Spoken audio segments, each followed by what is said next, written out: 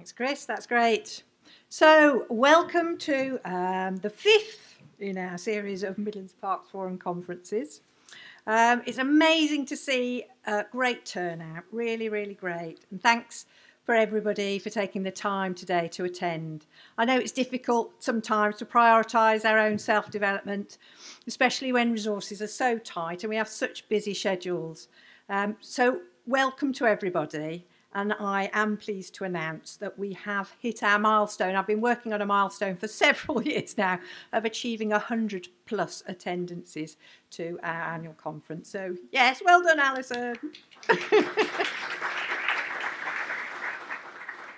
And we've got a lot of new people attending that we wouldn't normally have got. We've got people from parks trusts, we've got the private sector. So welcome to those people who haven't attended one of our events before. As Chris said, my name is Liz Stuffins, Chair of the Midlands Parks Forum. I'm also Public Health Development Manager for Green Spaces at Walsall Council. Our Vice Chair, James, who's somewhere there waving, is Director of the Bradgate Park Trust. He's here today with a lot of our fellow trustees who are dotted around the tables today. James is going to introduce the afternoon programme after lunch. And Chris Warman, MBE from South Derbyshire County Council, as you know, is our Master of Ceremonies, and he does a fantastic job each year. In a moment, I'm going to hand over to Councillor Mahmood, Cabinet Member for the Environment from Birmingham City, who's going to welcome you to this fantastic location in Cannon Hill Park. But just before, I wanted to say a few words about the event today and a little bit about the Midlands Parks Forum. So today's theme is about successful parks partnerships. And if some of you logged into the Future Parks Accelerator Projects conference a couple of weeks ago, it was one of the key things that I took from that conference.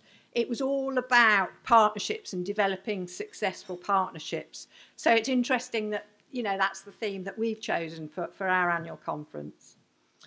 That particular conference was led by National Lottery Heritage Fund, who were due to be here today, but unfortunately couldn't make it due to rail strikes and the like, and also the National Trust.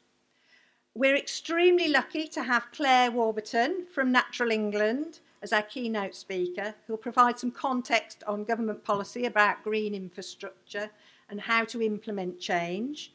We've got Dr. Nicola Dempsey from the University of Sheffield, who will talk about placekeeping and how partnerships are crucial in terms of best practice. We'll have a short break for networking, which is also a really important part of the conference. So take the opportunity while you can to do all of that networking. Note down who you want to speak to from the delegates list. Then we'll hear from Nick Grayson from Birmingham, who's doing some really, really exciting work here as part of the Future Parks Accelerator programme. Sean Flesher from Leeds City Council has hopefully arrived. Is Sean here yet? He's en route. Hopefully he will be here. And he'll be talking about the work they've been doing in Leeds about the transformation of green spaces and their approach to income generation in particular. And finally, before lunch, we'll hear from Sarah Allen from Historic Coventry Trust. Has she arrived yet? Yes. Hi, Sarah. Great. And they'll be talking about their development of Charterhouse Park and other partnerships we've been developing over the last few years in Coventry.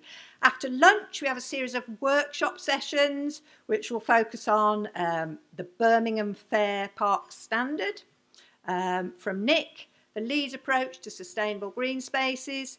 Nicola is leading a workshop on partnership evaluation, and Sarah Royal and Martin Willis from the National Federation of Parks and Green Spaces are promoting the importance of supporting community partnerships. We'll also have Ian McDermott and Steve Watson from the Birmingham Tree People, who will lead an outdoor session on developing partnerships in Birmingham. And while I've got you, I'll just do a bit of a brief background about Midlands Parks Forum. So the forum was established as a charitable trust 3 years ago in November 19. And prior to that, we were two separate parks forums in the East and the West Midlands. The West Midlands Forum had been in existence for about 32 years. We were very long in the tooth, 36 years, and we'd weathered many, many storms. We became aware during austerity that we were losing some of the old members, they were being made redundant or retiring, and we certainly became very concerned about sustainability of the organisation. So joining forces across the region made a lot of sense to us. We were initially supported by funding from National Lottery Heritage Fund, which gave us the opportunity to employ a part-time forum manager, which is Alison, who you've all had some dealings with over the conference. And Alison's just done some fantastic work over the last 3 years developing the trust. The membership income and grant income that Alison has secured has meant that the charity is now truly sustainable. So we really need to congratulate Alison on that success. The Parks Forum currently has over 70 members from local authorities, other green space professionals, including representation from the Tree Council, Fields in Trust, Lantra, APSI and other parks trusts. The lottery funding has also enabled us to produce case studies and an improved website where members can access our learning events in their own time. We also commissioned some research into places which we considered were areas which needed investment, particularly staff that were struggling with green heritage projects. At our conference last year, we developed a really worthwhile partnership with Heritage England, who are working on us currently on a programme of learning for the future.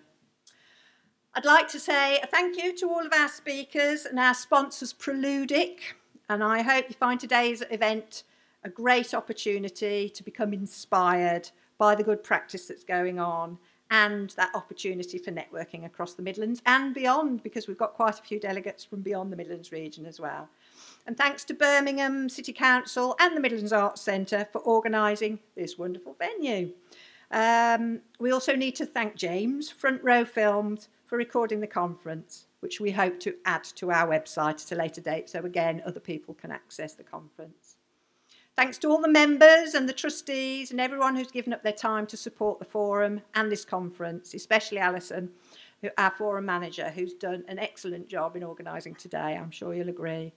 And finally, thanks to all of you for coming along. As I say, really appreciate your support, and hopefully you'll assist us in the future to grow the Midlands Parks Forum over the next few years. And without further ado, I'd like to introduce Councillor Mahmood.